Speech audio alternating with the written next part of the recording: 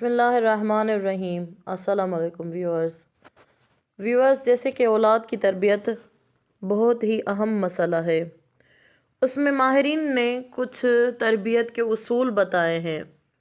میں پچھلے اپنے ولاگس میں بتا چکی ہوں کہ کس طرح تربیت کرنی چاہیے، کیوں تربیت ضروری ہے، تربیت کے کیا فوائد ہیں اور تربیت کے کیا اثرات ہیں۔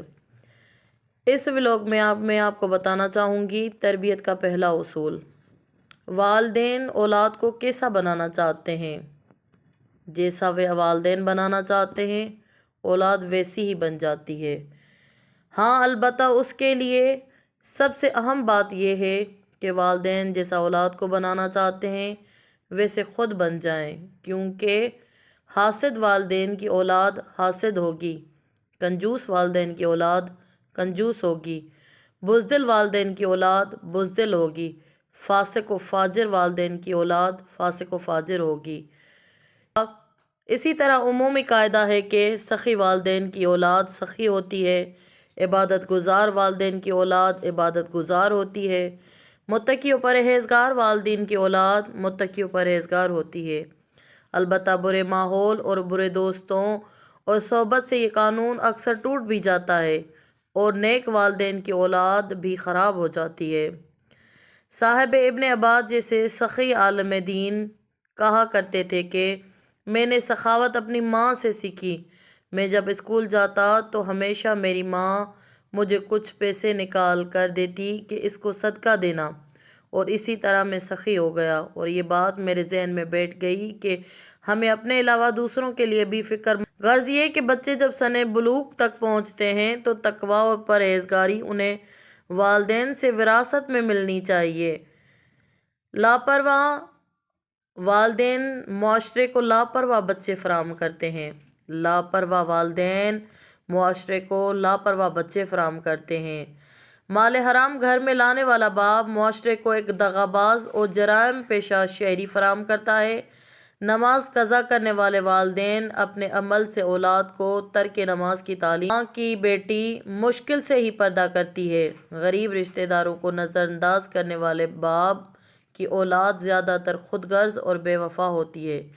علم منطق کا ایک بحث ہے کہ اجتماعی ضدین محال ہیں، یعنی کہ دو متضاد چیزیں ایک ہی وقت میں ایک ہی جگہ پر جمع ہونا محال ہے، ناممکن ہے۔ اور گھر میں فاسق و فاجر والدین اور نیک اولاد محال ہے۔ گھر میں فاسق و فاجر والدین اور نیک اولاد محال ہے۔ بچہ اگر شکم مادر میں ہو اور ماں گناہ کرنے لگے، گانے سننے لگے، فلمیں دیکھنے لگے، غیبتیں کرنے لگے، تو یہ گناہ بچے کی شخصیت پر اثر انداز ہوں۔ سخت بننے کے قوی ترین امکانات ہیں۔ جس کی ماں جسمانی اعتبار سے کمزور ہو تو اس کے بچے بھی جسمانی کے قوی ترین امکانات ہیں۔ جس کی ماں جسمانی اعتبار سے کمزور ہو تو اس کے بچے بھی جسمانی اعتبار سے کمزور ہوتے ہیں۔ اسی طرح روحانی اعتبار سے کی دل دادا ماں کے بچے بھی نیکیوں میں رغبت نہیں رکھتے۔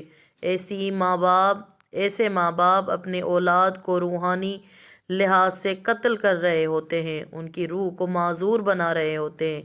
لہٰذا والدین ارادہ کر لیں کہ آج سے ہم گناہ سے آلودہ نہ ہوں گے، خدا کی اطاعت میں زندگی بسر کریں گے، تو یقیناً وہ نیک، صالح اور فرمانبردار اولاد کو اپنی خدمت پہ مامور دیکھیں گے، کیونکہ حدیث میں آیا ہے کہ جو شخص خود نیک ہو جاتا ہے تو خدا اس کے اولاد کو اور اس کی اولاد کی اولاد کو بھی نیک بنا دیتا ہے۔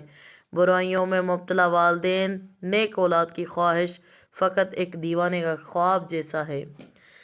برائیوں میں مبتلا والدین کی نیک اولاد کی خواہش فقط ایک دیوانے کی خواب جیسا ہے، جس کا شرمندہ تعبیر ہونا محال ہے۔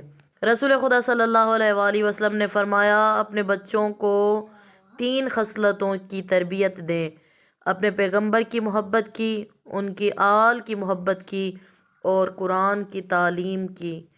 اللہم صلی علی محمد وآل محمد۔ اللہ رب العزت تمام مومنین و مومنات کو اپنے اولاد کی بہترین تربیت کرنے کی توفیق عنایت فرمائے۔ سلامت رہیں۔